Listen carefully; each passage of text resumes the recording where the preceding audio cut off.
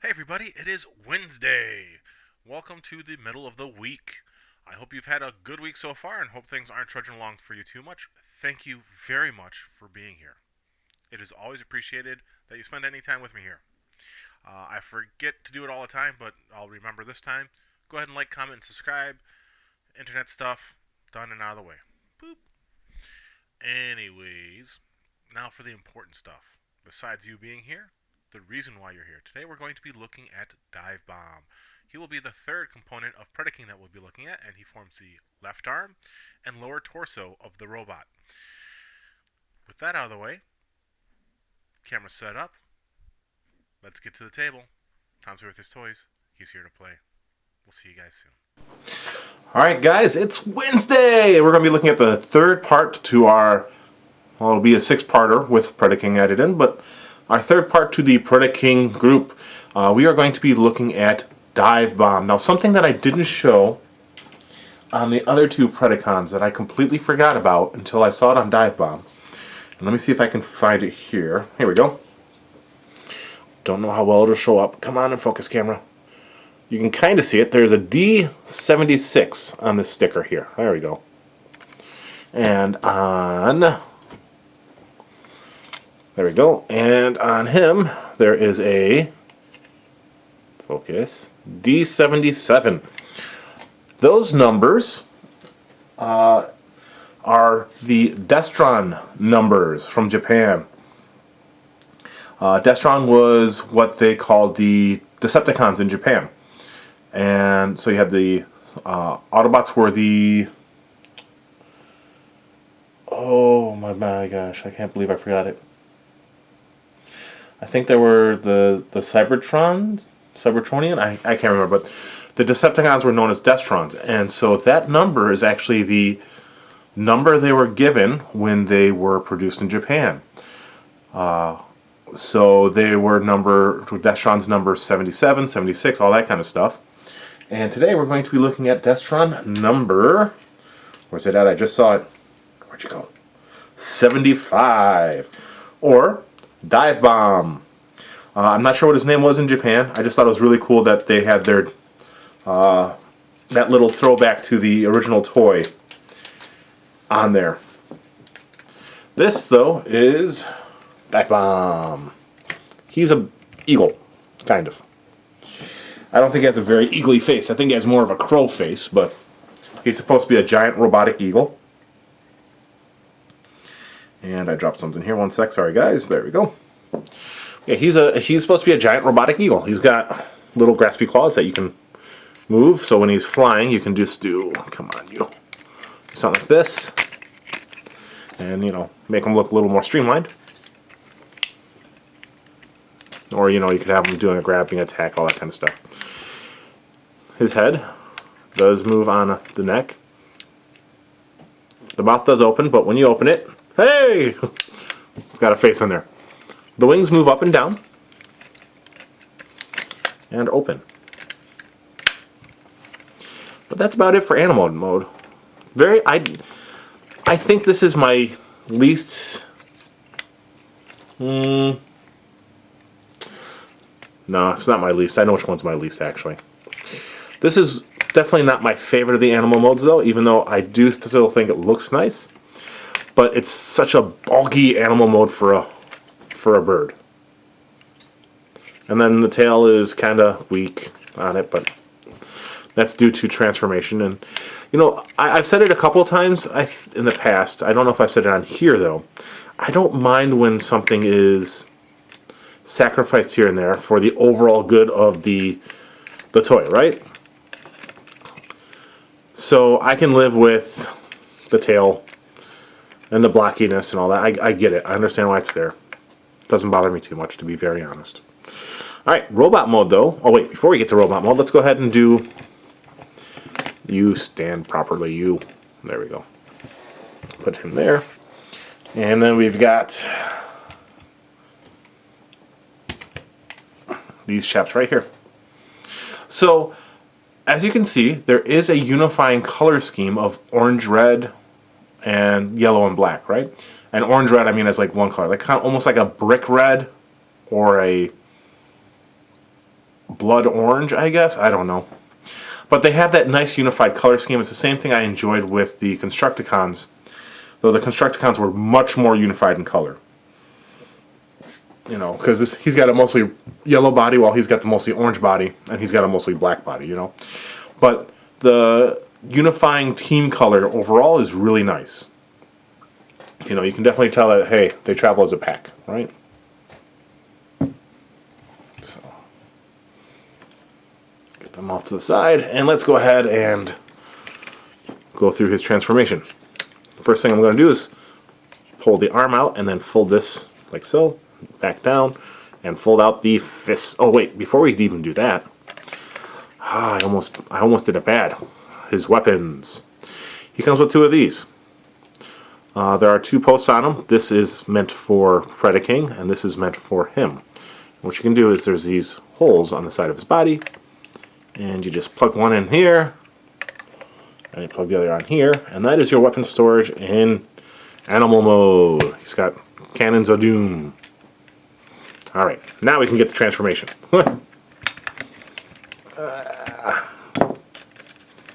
Alright, we'll just go ahead and do that. Flip that down, pull out the fist. Done. Same thing on the other side. Pull it out, because it does clip in there. Then you want to swing down the lower half of the arm and pull out the fists. There we go. Legs are easy. Just swing them out on the double hinge and put them back down, lock into place. Feet stay as they are. Same thing on the other side, down and lock into place. And then for the face, you just want to open the beak up and rest that down. And that's his animal mode. Very, very simple, or robot mode. A very simple transformation. It's not too bad. You know, you can move the wings out of the way a little bit if you want. He needs these wide feet that he has, or not wide feet, long feet that he has, right? Because this is heavy on his back.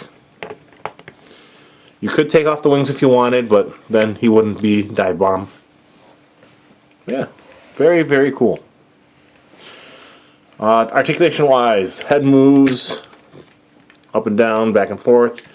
Arms are on a ball joint, but the wings get in the way for the full 360. Move out, double joint there.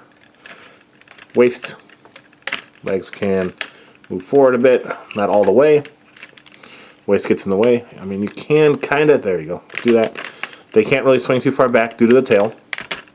And he's got about 90 degrees on his leg there. And articulation at the ankles. So, he can hold his weapons. Going to use that same post that you had in the bird mode. I think. Yeah. I think you can use this as well if you wanted to. But like I said, that's more for... You could take this off and make them short-barreled too. I just leave them long. I don't understand why they have that. That's more for predacon, but you can just wiggle it in there. And it actually holds pretty steadily, but there you go. Like I said, you could just let them drop. Make it short-barreled too if you want to.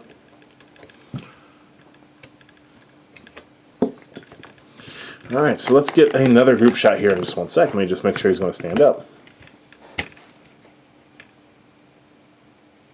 Oh, we didn't look at his face too well, did we? There you go. Gold for the eyes and an all-red face. Okay. Alright, let's get this family photo going, huh? So we've got Buddy Headstrong and Taurus. There we go. As you can see, Headstrong and Thorax are a bit taller. And even in robot mode, compared to the other guys, he's also much thinner. He looks a little more sleek, which I do appreciate that. I do appreciate the fact that his robot mode is much less tough guy kind of deal and much more agile. It should be that way since he is, like I said, he's an eagle. So he should look like he can move faster than his two bruiser buddies. Let's get these guys off to the side now. Alright, and his robot mode. What is he? Well, we actually need to get... not this fist. This fist. We need to remove a fist from one of the feet. We need the left fist. Yeah? Yeah, left. He becomes an arm. To get him started, what we need to actually do is remove his wings.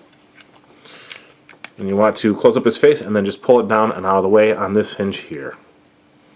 Next, we need to actually open up that, and we can fold up his arms too.